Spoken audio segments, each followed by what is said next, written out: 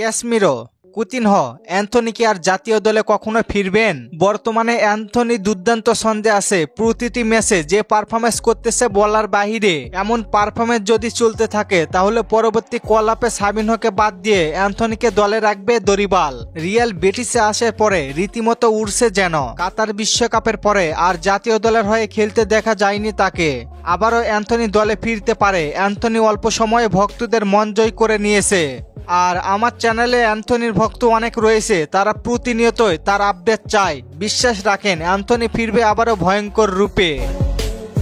Casemiro, এই নামটি অনেক আবেগের ও ভালোবাসার। এই নামটির সাথে জড়িয়ে আছে হাজার হাজার ভক্তের ভালোবাসা। ব্রাজিল দলের ট্যাঙ্ক নামে খ্যাত ক্যাসমিরো কাতার বিশ্বকাপের পর থেকে একটিবারের জন্য ব্রাজিল ভক্তরা তাকে দেখতে চেয়েছিল, কিন্তু তাকেও দরিবাল ডাকেনি। দরিবাল তাকে বারবারই ডাকতে চায় কিন্তু ডাকেনি। দরিবাল তার বিকল্প হিসেবে বারবারই খুঁজেছেন, কিন্তু ক্যাসমিরোর মতো কাউকে পায়নি দরিবাল। দরিবাল আরো বলেন তাকে বয়সের কারণে নাকি দলে নেওয়া হয় না। বর্তমানে তার বয়স 33, যা মিডফিল্ডে সামলানো তার পক্ষে সম্ভব না।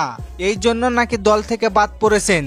ক্যাসমিরোর বদলি হিসেবে এখনো কাউকে পাওয়া যায়নি, তবে মনে হচ্ছে খুব দ্রুতই পাওয়া যাবে। তবে বর্তমানে পারফরমেন্সের বিবেচনায় ক্যাসমিরো আর থাকছে না জাতীয় দলে। অনেক মিস করবো বস আপনাকে।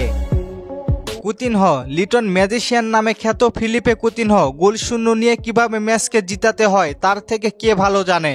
2019 সালের কোপায় নেইমার না থাকলেও একাই দলকে ফেলার অধীনে তাকেও দেখতে পাবো না। এদের মধ্যে সবথেকে বেশি মিস কাকে করবেন জানিয়ে দিন আপনার মূল্যবান মতামত।